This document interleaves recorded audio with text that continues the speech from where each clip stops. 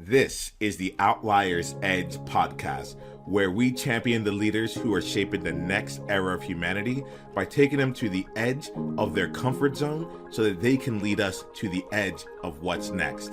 I'm your host, Niiamah Ashong. Let's do this. Oh, hello.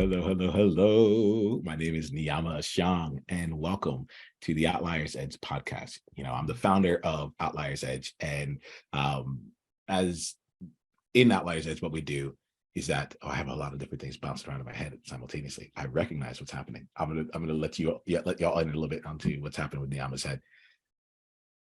I started out this conversation a little bit differently than I normally did. I started singing, and I got self-conscious about that. I'm like, should I be singing right now? And then I started talking about that. I brought myself back into the moment. I'm like, oh, I'm on a podcast. That's right, the Outliers Edge podcast. So I'm like, I rarely call it the podcast. So now where do I go? And I want to give space to all that because, like, in a bit here, I'm going to say it again. I'm going to leave all this in the recording so that y'all get a chance to see like what's real for me. But there's this element of like, rather than continuing down a path and just kind of pretending, I just feel much better. I feel much more at ease, just like owning and moving forward. So, what up? Niiamah Ashong here, founder of Outliers Edge, where we co-create a world of difference. That feels good. That's newer for me. That's still something like I'm stumbling on, something I'm bringing into my being. But it also feels like an important place to just consistently keep orienting ourselves, right? We get a chance to talk to outliers who are on their edge and to continue to see not just where they've been, but how they continue to explore the edge to find out what puts them on their edge, and how they continue navigating a path that most other people aren't taking. Today, I have an amazing outlier that I get to spend some time with. Her name is Allison Crow. Allison, it's fantastic, absolutely fantastic to be in space with you. How are you today? I am joyful and well and delighted just to be in this space with you. The only thing that would make it better is if we were in the actual same room and not divided by computer screens. Wouldn't it? I'm ready for it. I'm ready for some electromagnetic field. Yes. And right, like just being with people again. Yeah. That I'm actually excited to be here. I'm glad we're here. We what I know is that this conversation is going to be absolutely phenomenal, regardless of where it goes. I feel that in the air already. And talking about being in the same room, what I like to do is start these conversations off by just letting you know who you are to me. Helps ground me back into this moment and make this real. Because I can, as you can see, I can get into it's time for a production. It's time to perform.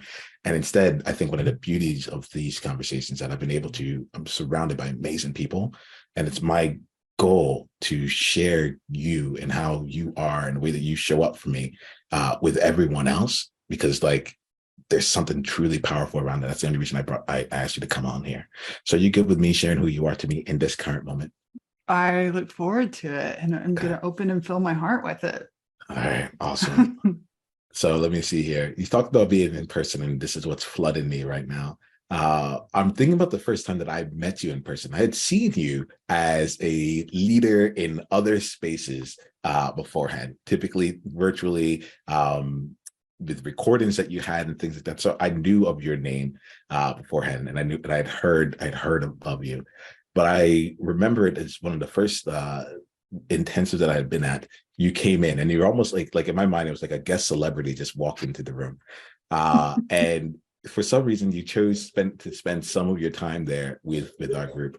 And one of the things that has never left me was that we were in a space together, and there was someone in that space that needed something, and I could feel a tug in my heart, and like I cared about this person. I really wanted to give her something, but I didn't know what to give, how to give it. And you just looked at her and you said, "Sweetie, come over here and sit on my lap and get a hug. Right? You just need a hug right now." And in that moment, my jaw fell to the floor, and my heart, it almost grinched. It became 3 times larger, because I'm like, we can serve like this in the world. We don't have to be smart. We don't have to say the right things. We don't have to do put any of that up front. Instead, we can just be willing to give someone our heart and give them what they need in the moment, and just be that unabashed and delivering for someone. The idea of it had never really crossed my threshold. And I've had a lot of experiences since, but it's one of the most powerful experiences that I've ever had. And I think when I think about you, when I see you, I think about that. I think about your ability to see what other people aren't seeing, and to just like, and to give it in a way that like only you can. Or only, maybe not like anyone could have given a hug, but you gave the hug. Like it's one of those things that just feels like so distinct for me about you, Yeah, Allison. she needed held, not just a Yes. hug. She needed, that's Yes. why I was like, I wanted her to come. I wanted to rock her with my whole body. And she was a very powerful, strong, taking care of everybody woman. And I'm honored that that's what not only do you remember that, but you gave me that remembering and validation of what's different about me. That there are times when I get, not very often these days, but there's times that I'm like, oh my God, I'm so fucking weird. Or someone says, you're so soft, you should be harder with your clients. And I'm just like, my people need tenderness. The strongest people I know need tenderness, and they need to learn tenderness with themselves, because we're so effing mean to ourselves inside our heads sometimes. So thank you. I remember that moment too. Thank you, Allison. Now I'm going to continue on here because this also feels really good to put in space. I have a program. It's called the Trailblazer Oasis, where I bring together people, and we have a community, not even a community, but a collective of people where I coach them, and it's on an ongoing basis. Well, that had been on my mind since the moment I decided I wanted to become an entrepreneur. But you, Allison, you have a wonderful membership. Solely, so what's the full name of it? It was like, One of the things that the name has yeah, changed a million times. yeah. Soulie's for short, and that just stands for soulful people. And right now it's called Self Leadership Society, which doesn't really, we do a lot of self-leadership work. I'm not good at naming things. Well, I will say that, like, regardless of the name, the experience I have was Yes. really transformative. And I don't like, I want to bring this in here. I want to like say this here. Like, I've been able to work with you in that capacity. And in addition to like the time I was out in Singapore, I could rarely make any of the calls. Yeah. But I do know that the calls that I did make opened up a lot for me. And the experience of that, and I think this is really important, especially like given like Outliers Edge and like being like feeling that we're weird or we have a different way of going about it. The experience of being in that space opened up this whole offering for me, which is the most natural way for me to be out in the world. I'm like, I'm good at one-on-one. I can do small groups for short durations, but what I want is a collective of people that get a chance to keep giving to one another, and the way that I do it. So I wanted to start off this whole thing here, like, you know, you're a mentor of mine. You mean a lot to me. I'm glad to be in space with you here. And like, I don't want to hold any of that back as we get started here. You are no stranger, you know, and I want to start off with, like, really oriented and grounded in that from the very beginning. It's really great to be in space with you. Thank you. And I'm honored to even have a tiny bit of ancestry in your communities. We need each other. We, you know, and I know Outliers, we can do a lot of these things on our own, and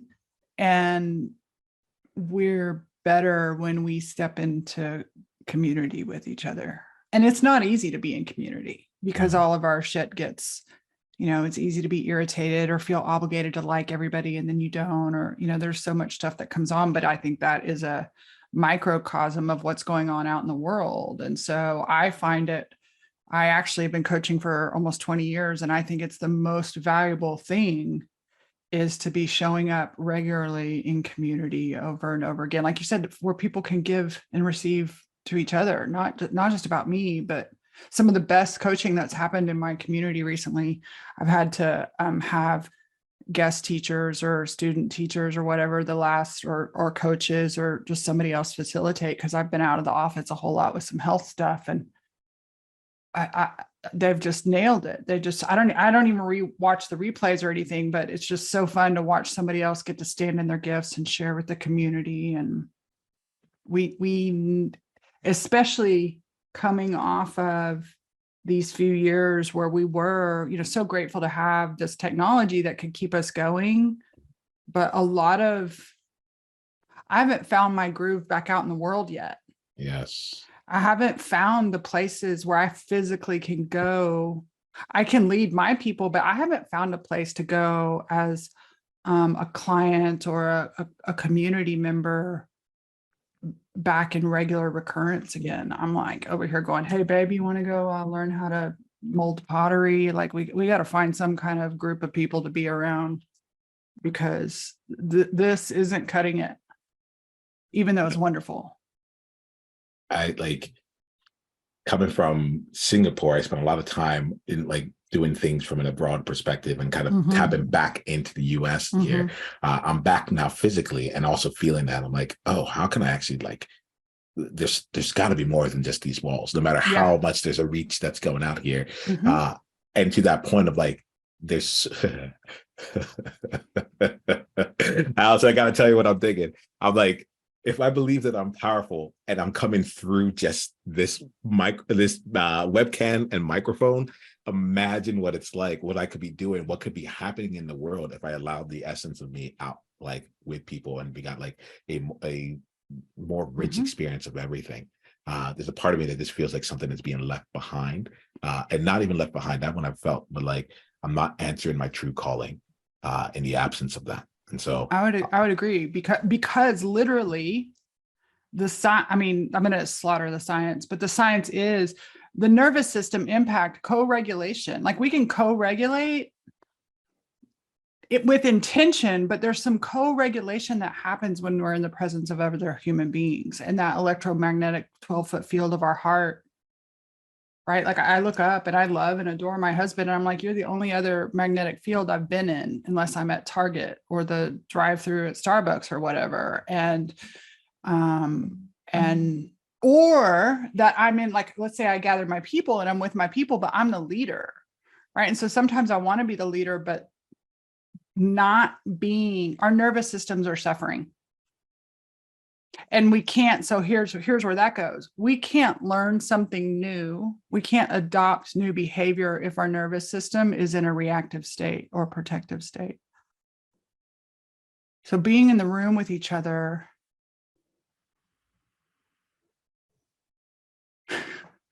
I'm going to make a little jump here. I told this story the other day. I'm Gen X, right? So I'm 50 years old.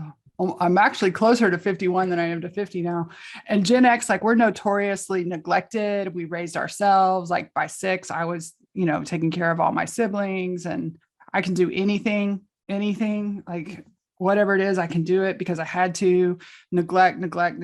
I did have a lot of privilege, that's for another day, but at least our neglectful parents, and certainly emotional abuse and neglect, at least they dumped us out into nature with our siblings and our neighbor kids.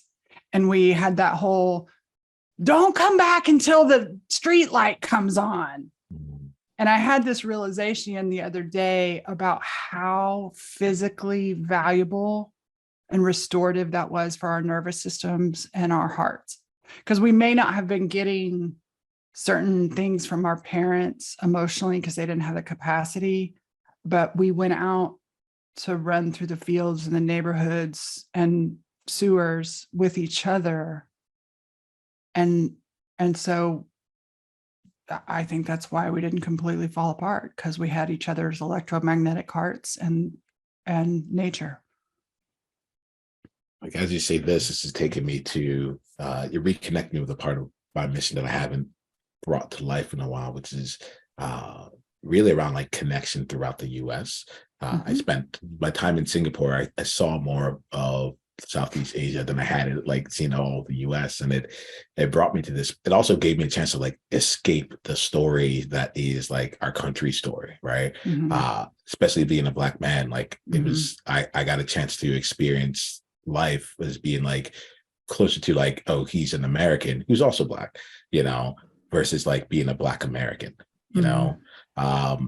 and as you're talking right now, and I'm thinking about like both children running outside, connecting with nature, and then the magnetic parts of us, right? And just being in each other's spaces. the thought of mine that comes out is like, oh, how easy has it become for us to like not take into account other people because we have not had to co-regulate.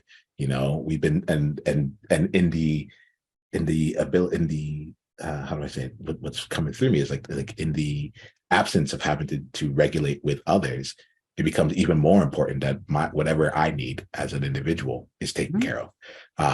And so there's something in my mind right now as we're talking. I'm like, could it be just simple enough just could it be just as simple just to get people back in space with one another and to be like to feel a connection to each other that is beyond what cannot be transmitted through these, you know, the four corners of this Zoom room. It's this is going to sound really extreme, but I Oh, have great. Bring research it. to prove it. It's life and death. And I care. I'm involved in politics. Sometimes I care too much. I watch people fall apart every single day with unkindness. We do not know how to be with other people, right? It's not just, oh, the mean part of me is out. Our nervous systems are so fried. Our protectors are so up. And, 2 months ago, August 28th, I had a heart attack. And I have no blockages. I have no cholesterol.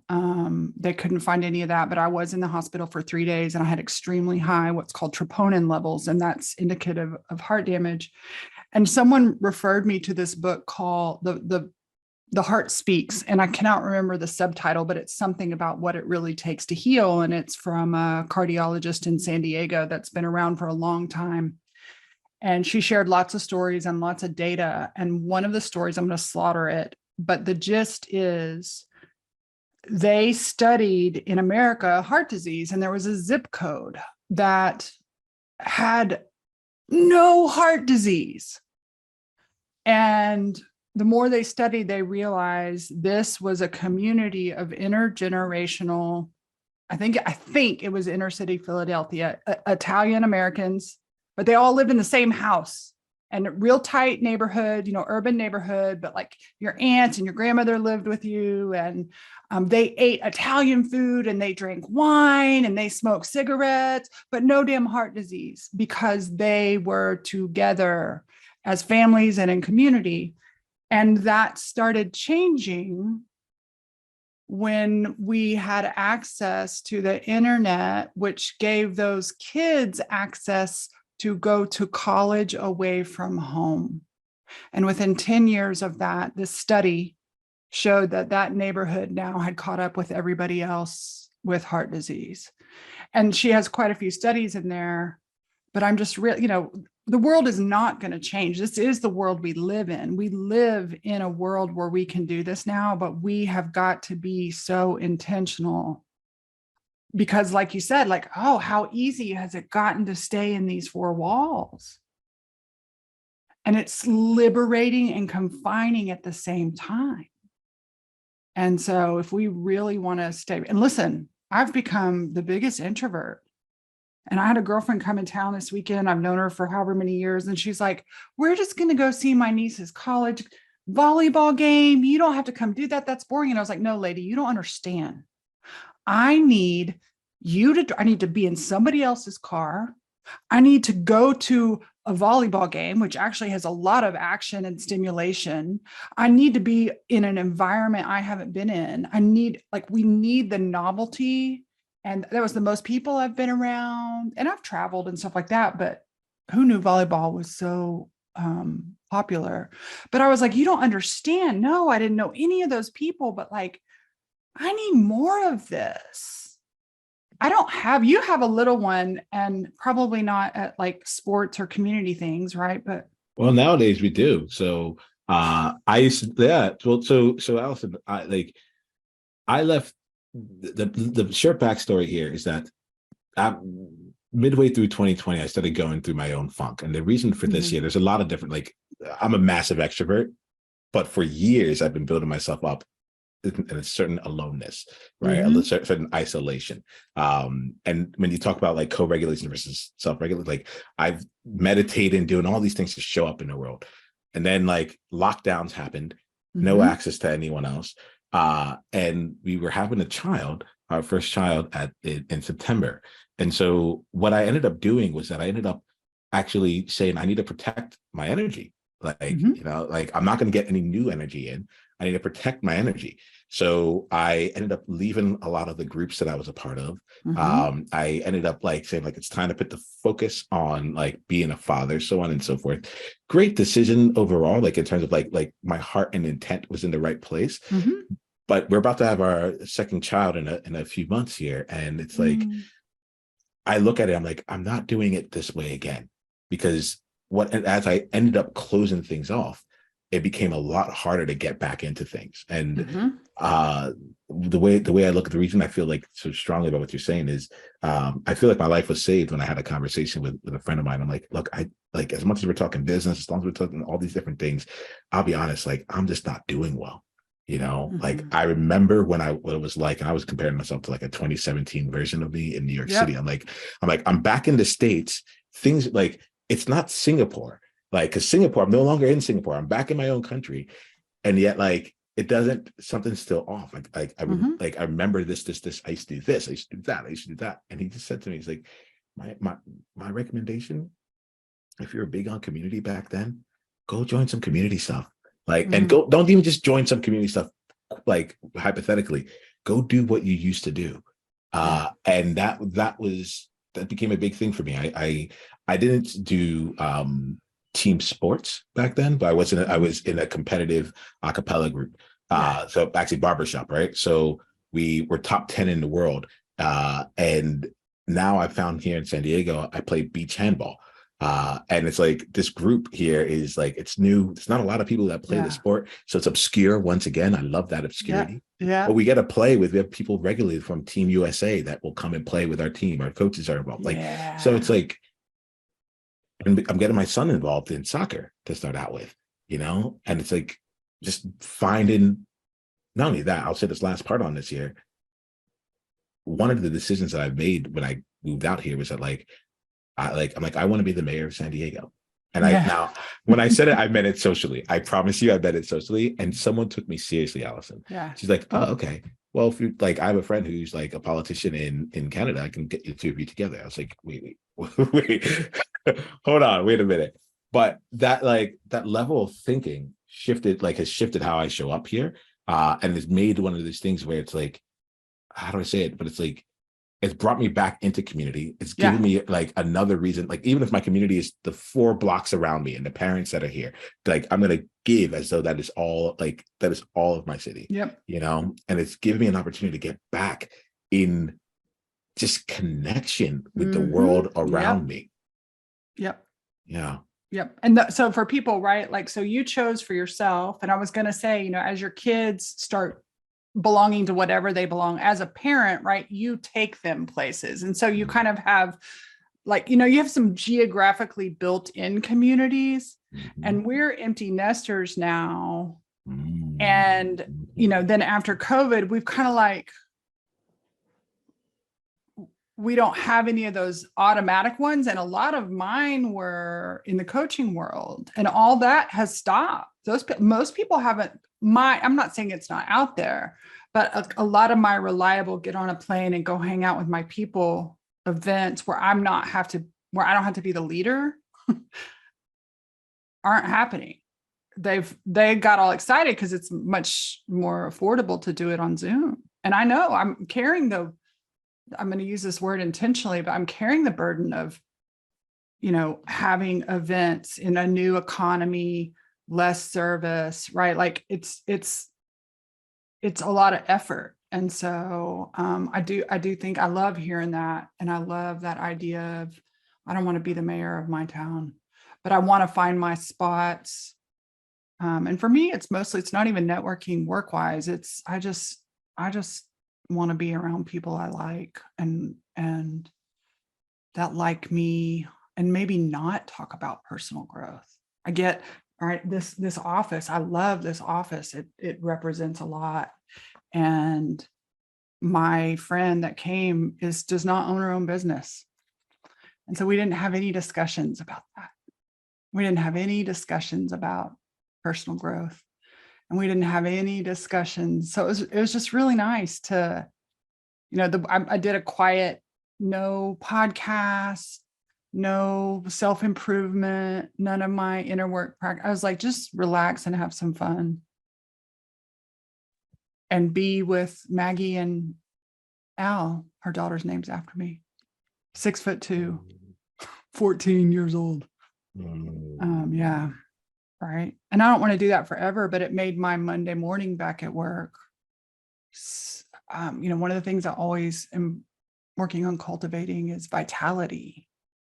When you say vitality, just so I'm on the same page with you, how would you? I mean, an inner energy and motivation. I mean, an inner effervescence. Because I can get, like you were saying, when you were describing about telling your friend, like, I'm not really doing okay. I've experienced that a lot, especially recently. I know I'm safe, but what I'm saying is I know that there's, I don't want to say a missing piece. I know that it's time for me to choose to bring, so I guess it is missing. There's some missing elements that are a part of my natural, I don't know, like I take a couple, I take some supplements and some hormones.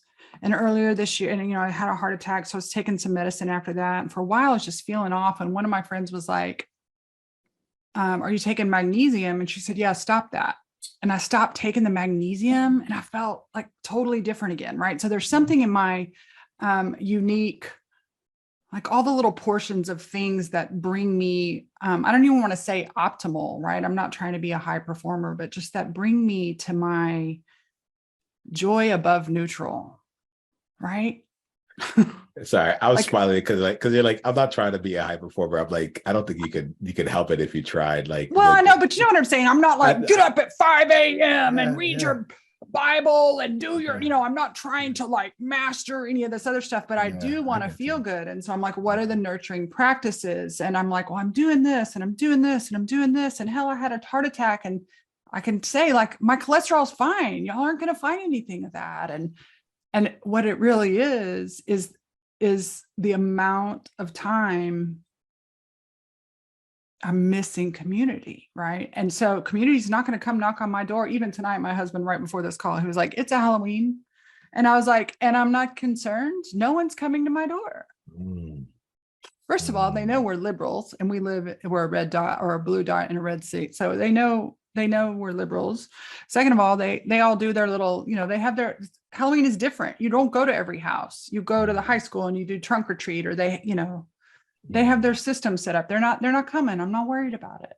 But it's like, even that, like, I don't remember the last time. This sounds so pathetic, but right. I've gotten so used to running this really impactful business and lots of reach and amazing, interesting people. I don't want to travel the world. I created a backyard that I want to sit in, but then I'm like, I miss going to happy hour with a bunch of girlfriends. I can't believe I'm going to say this, miss like those network clubs that I would always get so nervous at. Yeah. And I certainly frankly, I really miss conferences and intensives and things like that somebody else puts on. My heart right now is just like, my heart is opening and like my face is showing it. Like my face has a smile on, and the smile on is just like, it's refreshing to hear this. And Outliers, as you're watching this year, listening to this year, like I invite you to hit pause for a bit and just write down what are some of the things you miss, like, because there are, as you're saying it, it's taken me into like levels for myself around like what do I miss? What do I miss? And you talk about this, and you've said it a few times. I think it's important to put in here. Like it's not that you are a leader in many things that you do, and to go into spaces where you don't have to lead, where you're not looked at as a leader, where you can be led, or just like hang out and talk about whatever a 14-year-old is talking about right now. Oh my God, it was so fun to talk to a 14-year-old. Yeah. Right. Yeah. So I as you say it, I feel the reality in it. I feel the reality in it, and also the longevity in it.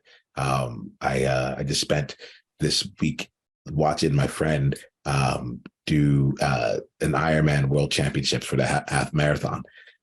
And I remember the decision right before I left home. I was like, I'm leaving a laptop behind, right? It's not that I couldn't have found time to use it, but I'm like, this is a practice I had since Asia. I'm like, I'm doing it. We're leaving it. We're leaving it here. And instead, we're just going to immerse ourselves into whatever this experience happens to be. Yeah. First time ever in Utah. Never thought I would like it was a first for there, but there's something about being back together here. And I think that like, I'm grateful for this because like one of my biggest reasons for choosing to be in conversation with the people that I care about here is like, we're all off being successful in the lenses of other people's definitions of what success might look like, the outer levels of success. And I love being able to have conversations where we can talk about what's real, the inner sides, the things that we wouldn't normally see, like because that too is a part of this journey.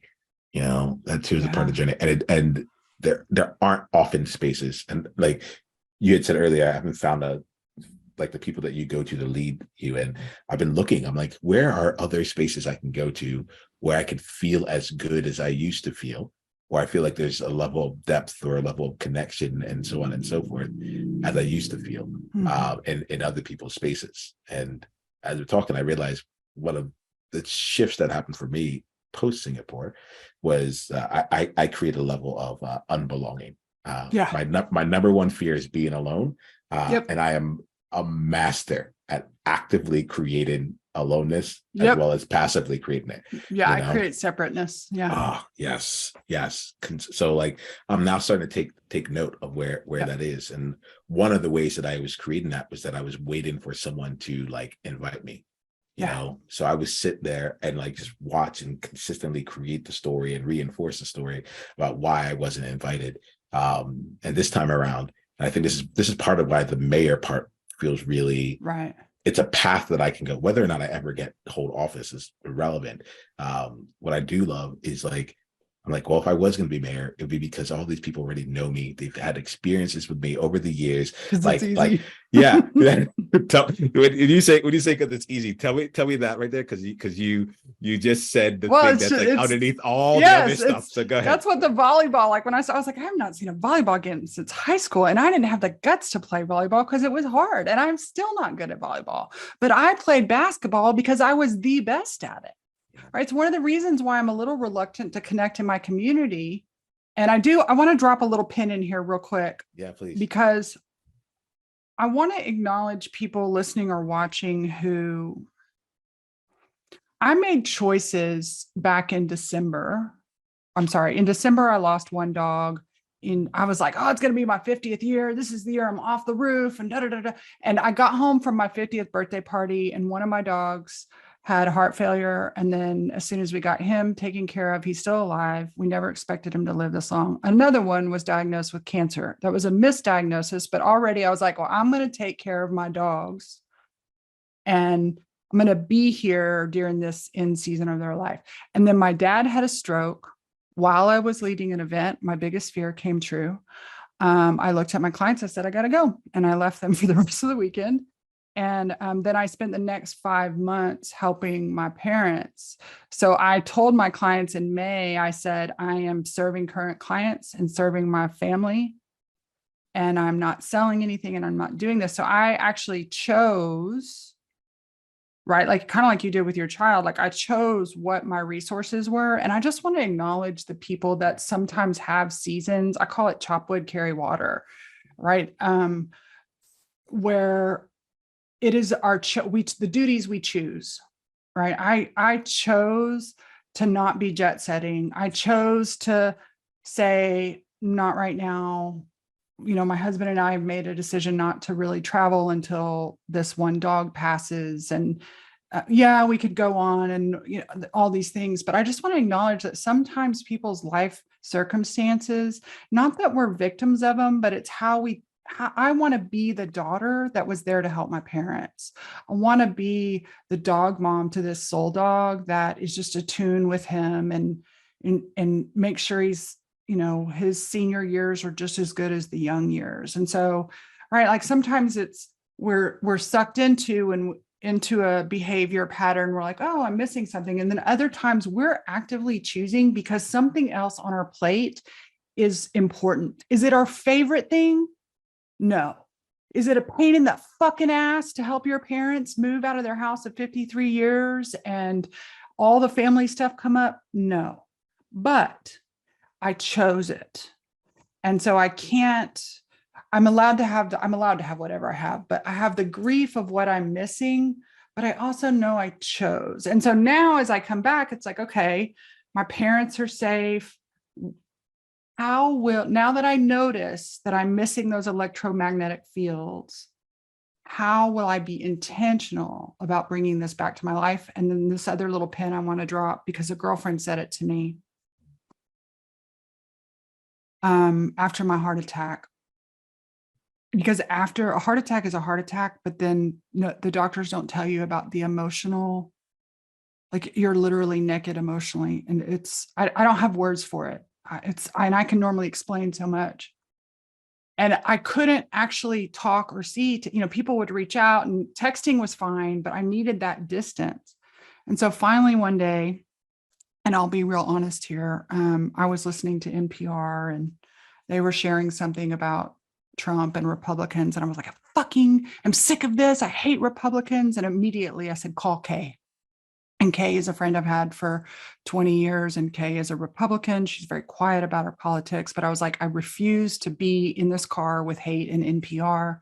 And so I just picked up the phone and Kay said, are you okay? And it was the first voice I heard like 3 weeks after my heart attack because I hadn't let anybody in. And I started sobbing. I said, no, I'm not okay. And then I guess at some point she heard me say, I'm trying to get back. And she goes, oh, honey, there's no going back to who you were. There's only who you are right now. And so I get the nostalgia of like those past communities and those past feelings. But Kay's sweet, wise words were like, oh, who am I in this moment? And who am I becoming? And if I'm missing something, how will I cultivate that in my present moment or in my tomorrows?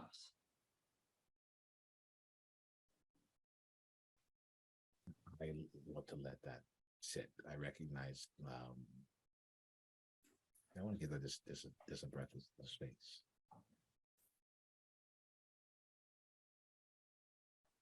I'm grateful for you, Allison, because we can have the conversation take place as it needs to. It feels like there's still something more that you want to say. Is there something else that feels like needs to be said? Let me check in.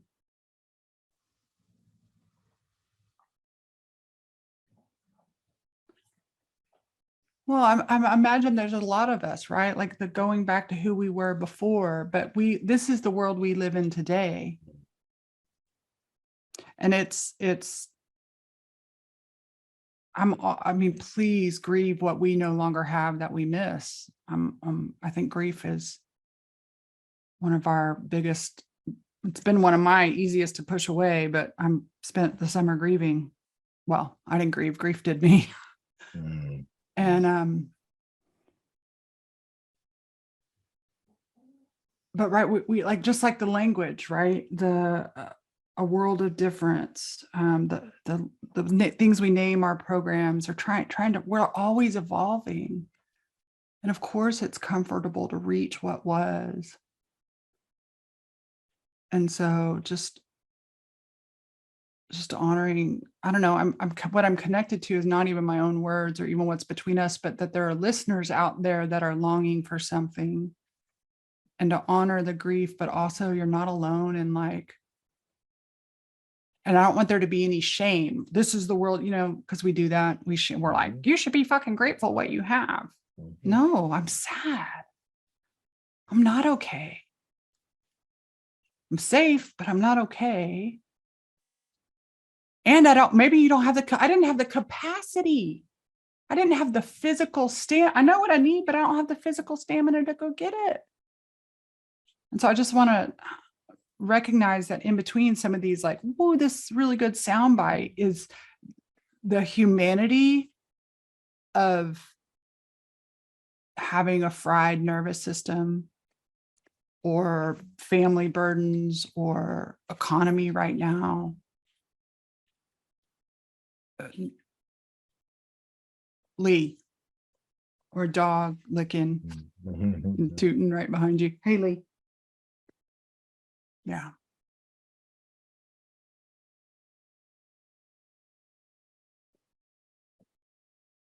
Yeah, maybe I got too wordy. I don't know. We don't have to worry about that. I know. I just see in like 27 layers all at the same time. Yes. Right. And one of my clients, bless her heart today, and she caught her, but she was like, she raised her hand for coaching in the group. And she said, yeah, I'm kind of overwhelmed, but I know that's not enlightened. And I was like, hold on. Fuck that. Like, I get it. And it is not a moral failure. It is not bad to be grieving, to be lonely. These are not negative states. These are not, maybe they're, quote, low vibe as a form of numeric measurement, but these are not things to be ashamed of. And we've got to talk about outliers are different. You can be lonely and be a leader. You can be depressed and happy at the same time. You can be okay and not okay. And like, right, these wild edges, Niiamah. My girlfriend called and she was like, oh yeah, I have to do some grief work. And we were actually Marco Poloing her. So I just Marco Poloed and was like, you're going to put some time on your calendar for grief. How's that working? I was like, honey, don't even try. Just let grief do you.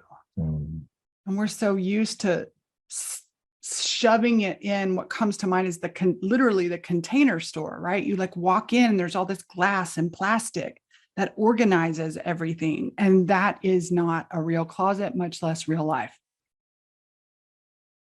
And we don't know how to hold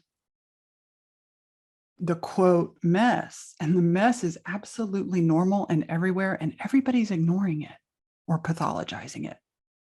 I'm over it.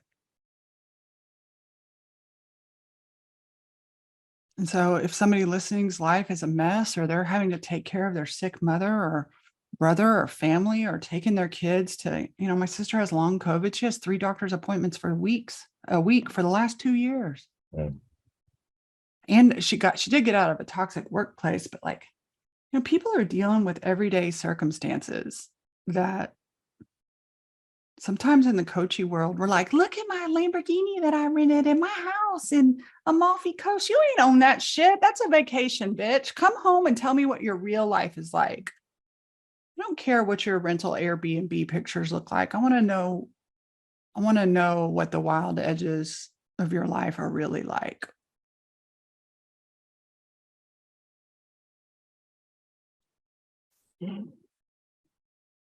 Because we need leaders that will do that, so that the people we're leading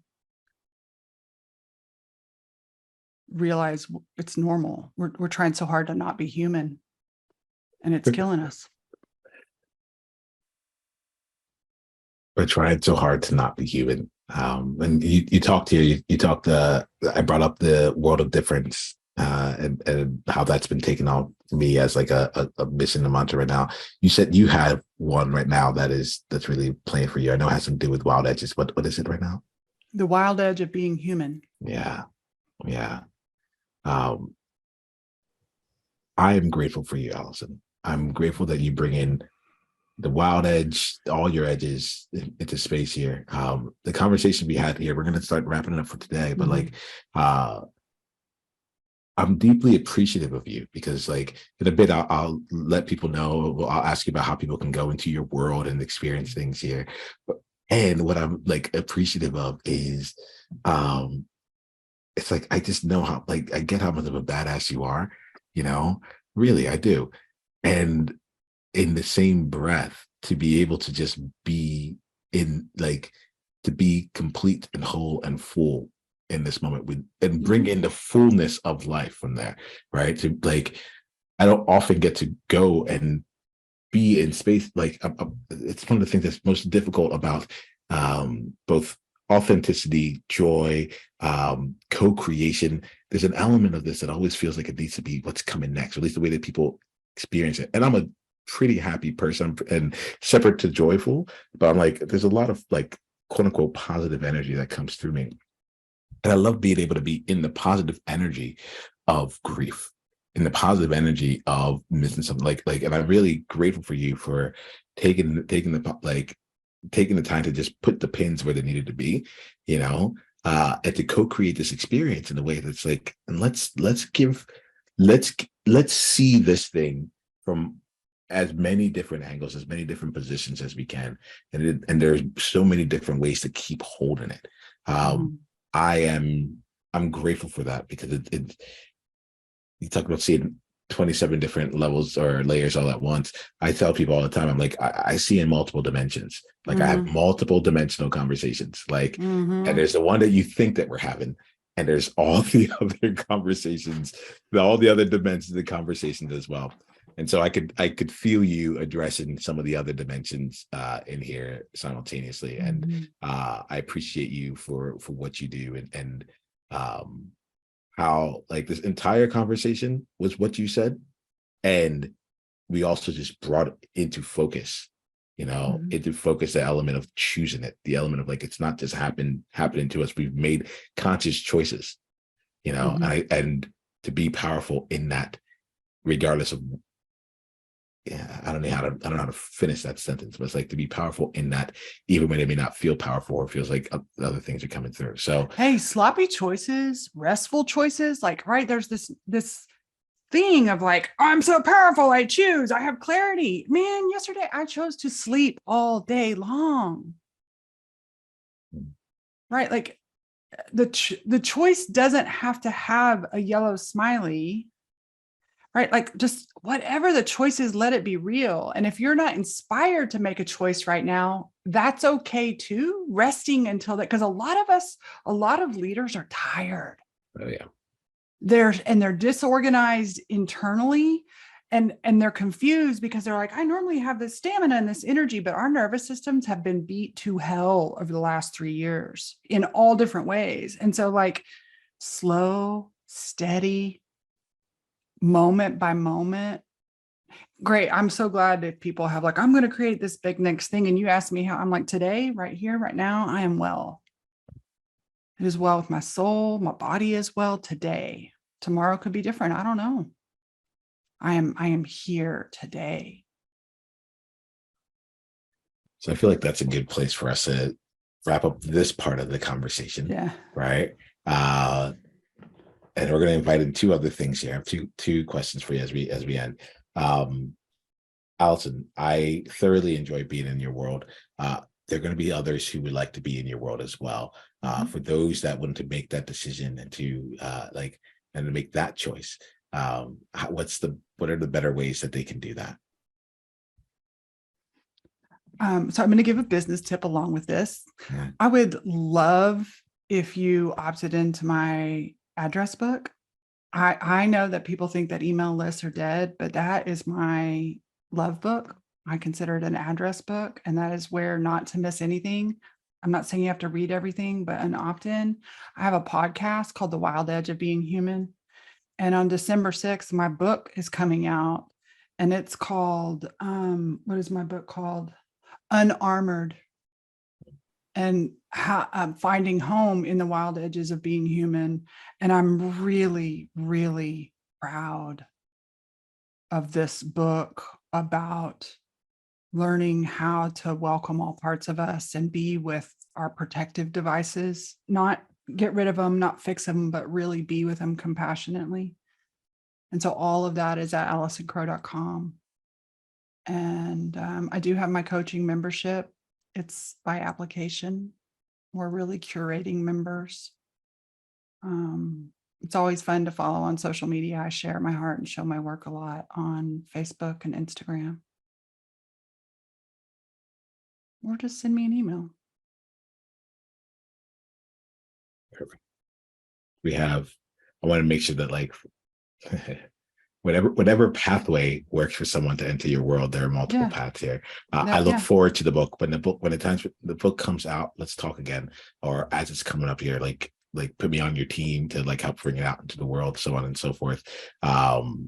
And like let's keep collaborating and bringing some things out there. Just so you know, I'm like awesome. Those emails are going out, I think, in the next couple of weeks. We just got all the big blurbers, but next week the emails are going out to my team that's going to like pre-read and do Amazon reviews and all that other stuff that I used to make fun of. I'm now totally doing because I'm going to bet on myself over and over and over again. Yeah.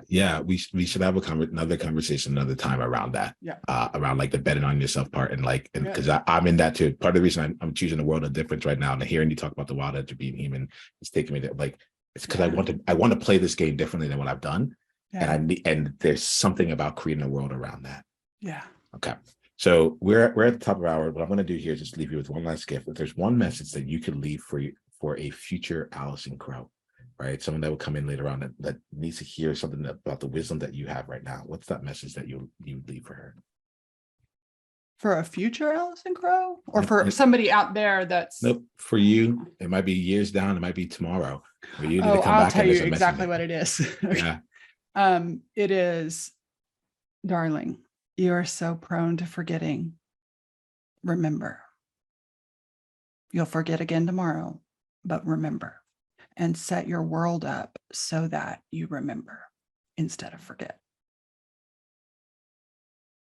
And there we have it. Allison, it's been an absolute pleasure to be in conversation with you. Thank you for bringing you and being in space with me here. I look forward to the next time we get to do this, and also to your book launch as well. Awesome. Thank you for having me. I'm honored.